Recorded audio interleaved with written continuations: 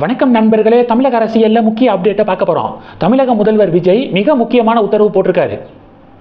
கல்வி நிலையங்கள், மத வழிபாட்டு தலங்கள், பேருந்து நிலையம் இந்த ஸ்பாட்ல இருந்து 500 மீட்டர் டிஸ்டன்ஸ்க்குள்ள இருக்கக்கூடிய மதுபான கடைகளை, டாஸ்மாக் கடைகளை அடுத்த 2 வாரத்துக்குள்ள மூடணும் அப்படின்னு மிக முக்கியமான உத்தரவு பிறப்பிச்சிருக்காரு.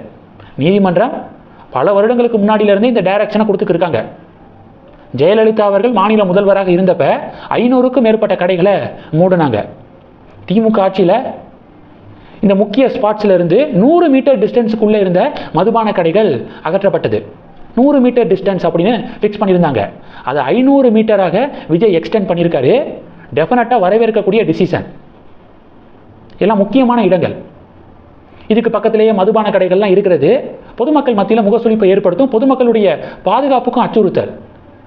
இதன் காரணமாக 500 மீட்டருக்குள்ளே இருக்கக்கூடிய மதுபான கடைகளை அடுத்த 2 வாரத்துக்குள்ள மூட விஜய் முடிவெடுத்திருக்காரு. இதோட விஜய் நிப்பாட்டிடக்கூடாது.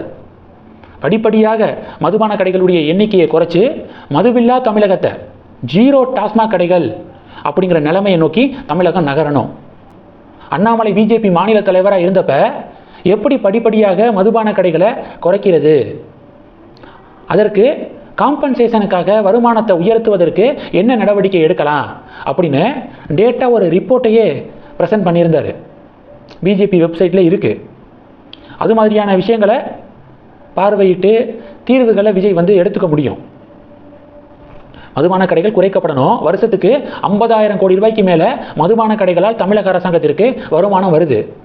அதை மூடிட்டா அந்த 50,000 கோடியை எப்படி காம்பன்சேட் பண்ணுறது? அதுக்கு சொல்யூஷனை அண்ணாமலை கொடுத்துருந்தாரு. ஸோ அது மாதிரியான நபர்கள்ட்ட இருந்து அறிவுரையை டெஃபினட்டாக டிவிகே கவர்மெண்ட் வாங்கினா இன்னும் நல்லா பெர்ஃபார்ம் பண்ண முடியும் அப்படிங்கிறது என்னுடைய பார்வை. அண்ணாமலை பாஜக தலைவர், அவர் சொல்கிறதெல்லாம் கேட்க மாட்டேன் அப்படின்னு டிவிகே கவர்மெண்ட்டு இப்படி ஒரு டிசிஷன் எடுக்காமல் நல்லது யார் சொன்னால் என்ன அப்படின்னு அவங்க சொல்லக்கூடிய அறிவுரைகளையும் எடுத்து ஒரு நல்ல ஒரு கவர்மெண்ட்டை கொடுத்தா அது மக்களுக்கு நல்லது அப்படிங்கிறத சொல்லிட்டு 2வது டாபிக் போகலாம். 2வது டாபிக்கு, வெற்றி பெற்றவர்கள்லாம் எம்எல்ஏக்களாக பதவி ஏற்றுக்கிட்டாங்களே. பரமக்குடி திமுக எம்எல்ஏ கதிரவன் அப்படிங்கிறவர் பதவி ஏற்றுட்டு என்ன தெரியுமா சொல்லியிருக்காரு? சனாதன எதிர்ப்பு போராளி, சமூக நீதி காவலன் உதயநிதி தலைமையில் தமிழ்நாடு என்றைக்கும் போராடும், தமிழ்நாடு என்றைக்கும் வெல்லும் அப்படின்னு பேசியிருக்காரு. சனாதன எதிர்ப்பு போராளியாம். சனாதன தர்மம் ஒழிக்கப்பட வேண்டும் அப்படின்னு உதயநிதி ஸ்டாலின் பேசினதுனால நார்த் பெல்ட்டில் காங்கிரஸ் வாங்கின அடி இருக்குது பார்த்தீங்களா? கொஞ்சம் நஞ்ச அடியாக காங்கிரஸ் வாங்கினாங்க. அதுபோக இன்னைக்கு ஆட்சியை இழந்திருக்காங்க திமுக ஆட்சியை இழந்ததுக்கு பொதுமக்கள் மத்தியில் இருந்த ஆன்டி இன்கம்பன்சி, ஆட்சிக்கு எதிரான மனநிலை மிக முக்கியமான காரணம். அதில் மிக முக்கியமான விஷயங்கள்லாம் சனாதன தர்மத்துக்கு எதிராக உதயநிதி பேசினது, திருப்பரங்குன்றம் விவகாரத்தில் திமுக கவர்மெண்ட் நடந்துக்கிட்டது, நீதிமன்றத்துடைய உத்தரவுக்கு பிறகும் தீபத்தூணில் தீபம் ஏற்ற விடாமல் தடுத்தது, இதெல்லாம் பொதுமக்கள் மத்தியில் கோபத்தை ஏற்படுத்தியிருக்கு.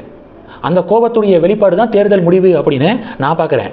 இதற்கு பிறகும் சனாதன தர்மத்துக்கு எதிராக பேசுகிறது, இதெல்லாம் திமுக விட்டாங்கன்னா அடுத்த தேர்தலில் திமுக ஏதாவது டஃப் ஃபைட்டு கொடுக்கறதுக்கு சான்ஸ் இருக்குது.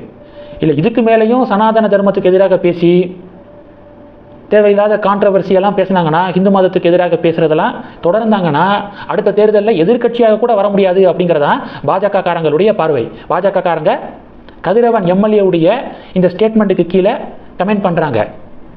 இந்த இஷ்யூ முடிகிறதுக்குள்ள உதயநிதி ஸ்டாலின் இன்னைக்கு சட்டப்பேரவையில் பேசும்போது என்ன சொல்லியிருக்காருன்னா, மக்களை பிரிக்கும் சனாதனம் நிச்சயம் ஒழிக்கப்பட வேண்டும் அப்படின்னு சொல்லிட்டு பேசியிருக்காரு. சனாதன தர்மம்னா ஹிந்து மதம் அப்படின்னு மக்கள் நம்புகிறோம்.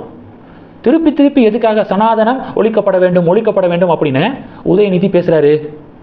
அது சரி, அடுத்த தேர்தலில் எதிர்கட்சியாக கூட வரக்கூடாது அப்படின்னு முடிவெடுத்துட்டாங்க போல.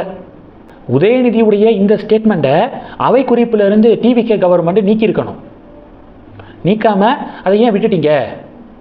டிஎம்கே உடைய பாத்தை நீங்கள் ஃபாலோ பண்ணிங்கன்னா உங்களுக்கு மக்கள் மத்தியில் கெட்ட பேர் வரும், புரிஞ்சுக்கோங்க. இதெல்லாம் அண்ணாமலை மாதிரியான லீடர் டெஃபினட்டாக மக்கள் மத்தியில் எக்ஸ்போஸ் பண்ணுவார்.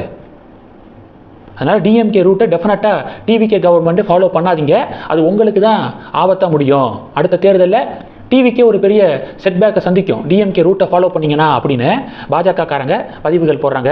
இந்த விவகாரங்களை பற்றி உங்களுடைய பார்வைகளை மறக்காமல் கமெண்ட் பண்ணுங்கள். தொடர்ந்து கனெக்டில் இருங்க. அடுத்தடுத்து நிறையா பதிவுகளை பார்க்க போகிறோம். நன்றி. ஜெய் ஹிந்த்.